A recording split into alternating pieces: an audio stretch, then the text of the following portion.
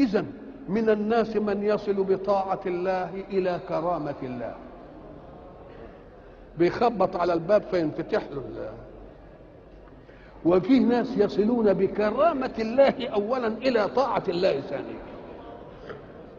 أنت مثلا أنت بشر، هو لله المثل الأعلى، واحد يطرق بابك عايز ياكل لقمة ولا حسنة ولا بتاع، أهو ده طرق فأخذ. وواحد أنت تقول له والله لازم تيجي تشرب عندها وتشد فيه وتضحك الله. إذا منهم من يصل بكرامة الله إلى طاعة الله، ومنهم من يصل بطاعة الله إلى كرامة الله. فلما يحصل قرب يبقى العبد قريب والله قريب. المعية دي بقى تديله الفيوضات الكبيرة بقى. المعية لمين؟ لله.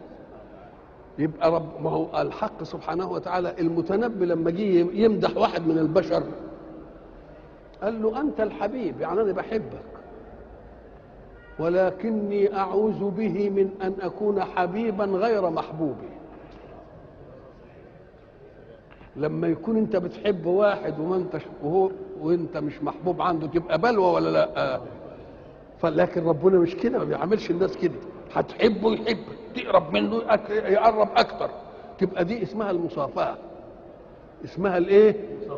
ولذلك الناس اللي قال لك ده صوفي ويقعدوا يقول لك من الصوف ومن الصفوه ومن اللخبطه اللي تبقى دي، يقول لك ده من الصوفي دي، اصل قال اسم موصول، الصوفي قال اسم موصول خلاص.